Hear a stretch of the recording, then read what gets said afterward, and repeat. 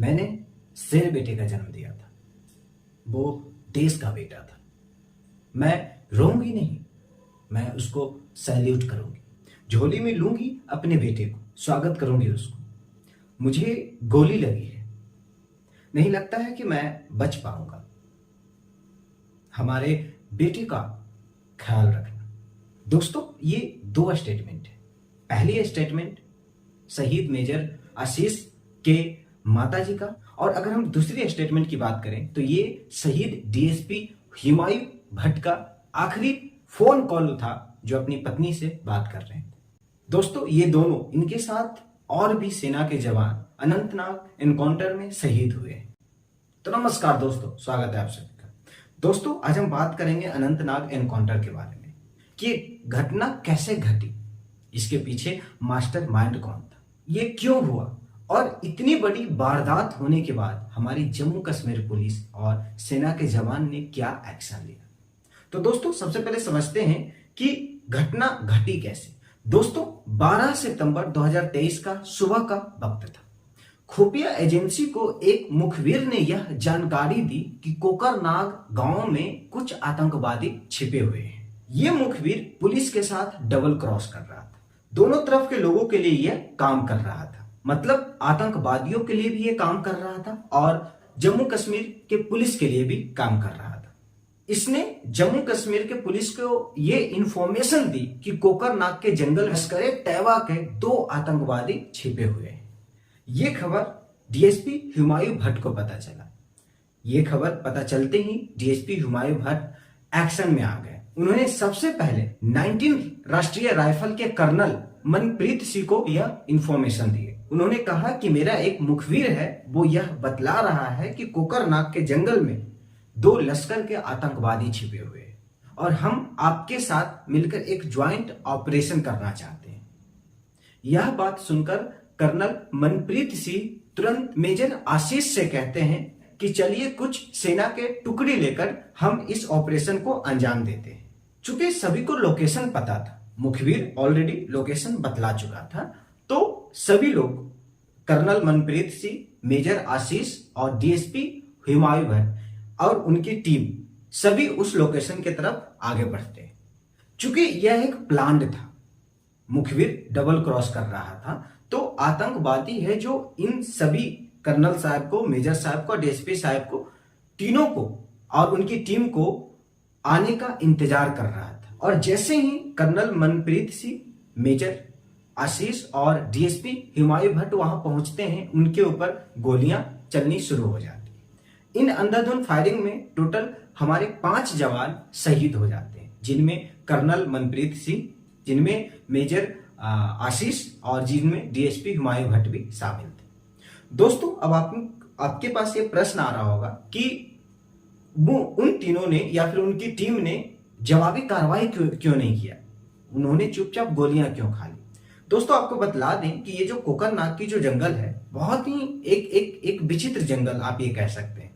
वहां पे समतल जमीन नहीं है, वहां पे चारों तरफ वादियों से घिरी हुई एक जंगल है और जंगल में भी बड़े बड़े ऊंचे ऊंचे पेड़ हैं और जंगल भी है जो एक ढलान टाइप की है। मतलब आप ये कह सकते हैं कि सामने जो ऊपर जो पहाड़ी पे सारे आतंकवादी बैठे हुए थे और नीचे से हमारी जो सेना और डीएसपी साहब सब आ रहे थे ऊपर की ओर। तो उस कंडीशन में आपको याद होगा कि कारगिल वॉर जब चल रहा था, तो जो चूंकि पाकिस्तान वाले ऑलरेडी आ चुके थे कारगिल के चोटियों पे, तो वहां से हम इंडियन आर्मी नीचे से ऊपर जा रहे थे, तो हमारी क्षति उस वक्त बहुत ज्यादा हुई थी क्योंकि वो लोग ऊंचे पे थे और इजिली वो हमें शूट कर पा रहे थे। बस वही चीज यहाँ पे हो रहा है। चूंकि सारे आतंकवादी ऊंची पहाड़ों पे थे, मतलब ऊंची जगह पे थे, और हम लोग हमारे जो सिपाही थे, हमारे जो सेना के जवान थे, वो नीचे से ऊपर की ओर जा रहे थे। तो उनपे जो स्नाइपर की जो फायरिंग है वो आने लगी, और इतनी ऊंचाई से आपके पास अगर कोई फायरिंग करता है तो आप उसका जवाब देने में असमर्थ हो जाते हैं। दोस्तों, कोकरनाग की जंगल, और अगर हम इसके बारे में बात करें तो ये बहुत ही, यहाँ पे आप पैदल तरीके से आप जाकर किसी चीज को सर्च नहीं कर सकते हैं, बहुत मुश्किल होती है सर्च करने में। दोस्तों, जब हुमायूं भट्ट का जो पार्थिव शरीर था उसे भी सर्च करने में हमारे जो जवान थे उनको 6 घंटे का वक्त लग गया था। दोस्तों अब हम समझते हैं कि इसके पीछे का मास्टरमाइंड कौन था। द रेजिस्टेंस फ्रंट नाम के एक आतंकवादी संगठन ने इस एनकाउंटर की जिम्मेवारी ली। और अगर हम इसके मास्टरमाइंड के बारे में बात करें तो उसका नाम है उजैर खान। हाँ दोस्तों, उजैर खान इस पूरी जो एनकाउंटर हुई उसका मास्टरमाइंड था। दोस्तों अब हम समझते हैं कि अनंतनाग एनकाउंटर हुआ क्यों, होने का कारण क्या। व्यक्तिगत राय है दोस्तों, आपको पता है कि जम्मू कश्मीर में अभी बदलाव का दौर चल रहा है। वहां पे डेवलपमेंट का जो कार्य है वो किया जा रहा है। अच्छे अच्छे नए जो बड़े बड़े ब्रांड की जो कंपनियां हैं वहां पे आ रही है, अपनी ऑफिसेस को खोल रही है, अपने शोरूम को खोल रही है। और जम्मू कश्मीर में अमन और शांति भी बहाल हो रहा है। अमन और शांति होने की वजह से कुछ लोग परेशान थे, उनकी दुकानें बंद हो रही थी। जो लोग टेररिस्ट को वहां पे सपोर्ट करते थे, जो लोग पत्थरबाजों को सपोर्ट करते थे, उनकी दुकानें बंद हो रही थी। और ये मेरी व्यक्तिगत राय है कि वो अपनी दुकानों को बंद होते हुए नहीं देखना चाह रहे थे, इसलिए उन्होंने ये काम करवाया।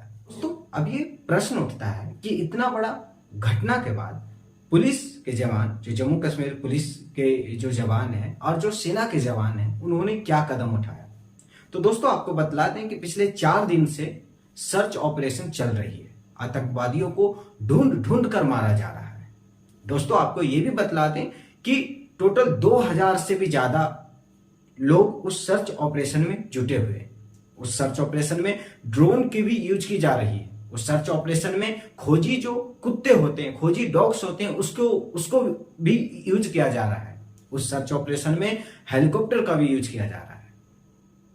इसलिए क्योंकि अभी मैंने आपको बताया कि वो जो अनंतनाग की जो जंगल है वो अपने आप में एक रहस्य जंगल है। रहस्य का मतलब ये है कि वो वहां पे समतल जमीन नहीं है, बड़े बड़े पेड़ हैं, चारों तरफ वादियों से घिरा हुआ है। तो वहां पर सर्च ऑपरेशन करना, पैदल चलकर सर्च ऑपरेशन करना बहुत मुश्किल है। इसलिए वहां पे स्पेशली ड्रोन की मदद ली जा रही है। ड्रोन से जो आतंकवादियों की जो छुपने की जो जगह थी उस पे हमला किया जा रहा है। और दोस्तों आपको बतला दें कि इस हमले में अभी तक का जो रिपोर्ट सामने आया, हमारे जो सेना के जवान, पुलिस के जवान ने 3 आतंकवादियों को मार गिराया और सर्च ऑपरेशन चल रही है। दोस्तों कभी आपने सोचा है कि जो सेना के जवान हंसते हंसते अपनी इस देश के लिए सर्वोच्च बलिदान दे देते हैं, वो क्यों देते हैं? सैलरी के लिए? जी नहीं, उनसे कहीं ज्यादा सैलरी एक एसी रूम में बैठकर टेबल पे काम करने वाला इंसान को मिलता है। वो इसलिए अपनी सर्वोच्च बलिदान देते हैं कि आने वाली पीढ़ियों के लिए वो एक अच्छा समाज का निर्माण कर सके या आने वाले पीढ़ियों को एक अच्छा समाज दे सके। दोस्तों आज हम सुरक्षित महसूस करते हैं, हमारा देश सुरक्षित महसूस करता है, ये सिर्फ और सिर्फ वो जो बॉर्डर पे खड़े हैं सेना के जवान के कारण। तो हमारी भी दायित्व बनती है कि जो सपना वो जवान जीते जी इस देश और समाज के लिए देखे हैं उसको हम लोग पूरा करें, एक अच्छे सच्चे और पढ़े लिखे समाज का निर्माण करें। यही हम सारे हिंदुस्तानियों की तरफ से उन सब के लिए जो आज तक शहीद हुए हैं, उन सब के लिए एक भावपूर्ण श्रद्धांजलि होगी। दोस्तों अनंतनाग एनकाउंटर के बारे में आपको क्या कहना है, प्लीज कमेंट में लिखकर बतलाएं। अगर वीडियो पसंद आया तो लाइक करें, शेयर करें, चैनल को सब्सक्राइब करें और मिलते हैं एक नई वीडियो के साथ। तब तक के लिए इजाजत दीजिए। नमस्कार।